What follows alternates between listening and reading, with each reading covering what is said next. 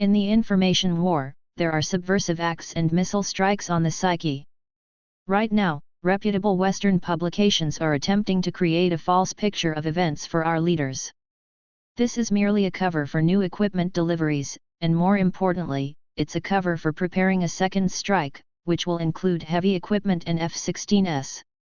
Ever since the Ukrainian incursion into the Kursk region began, Western media has consistently reported that European and American elites and politicians are dissatisfied with Kyiv's actions, claiming that Kyiv did not coordinate the attack on Russia, which has caused extreme irritation.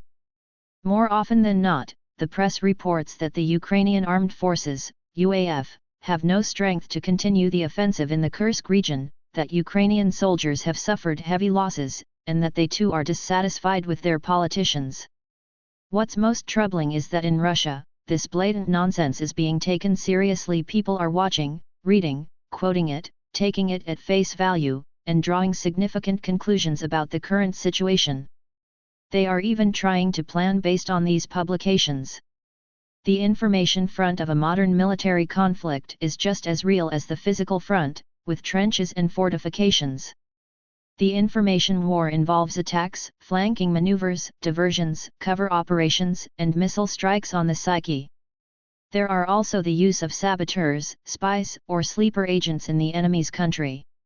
Do we not realize that Western media is not just newspapers and television?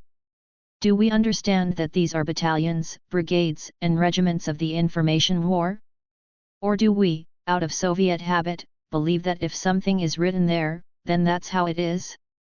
Judging by the current situation, we don't understand. However, we are now witnessing a massive information psychological operation by Western media.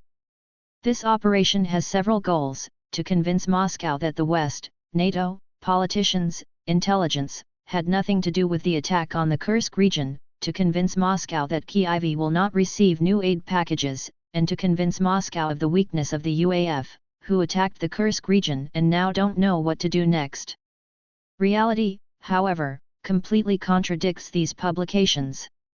It is worth noting that the heavyweights in creating the fog of information warfare are influential outlets like Bloomberg and the Washington Post.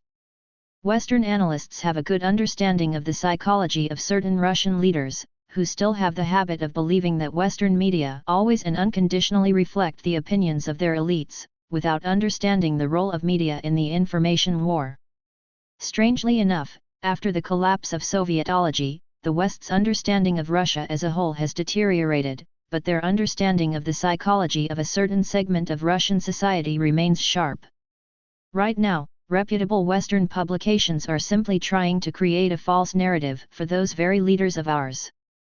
This is just a cover for new equipment deliveries and, more importantly, for the preparation of a second strike, which will include heavy equipment and F-16s. The UAF still has reserves, but they have not yet been deployed. Why?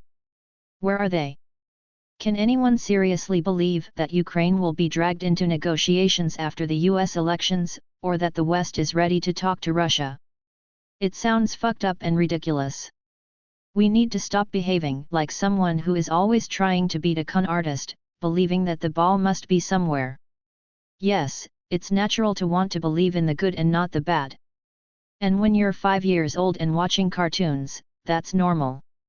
But when you're over 50, or even older, and making decisions of enormous importance, you need to believe in the realities of the day. Watch a joy-filled and optimistic CNN report from the occupied areas of the Kursk region. Then draw your conclusion: does Washington really disapprove of Kyiv?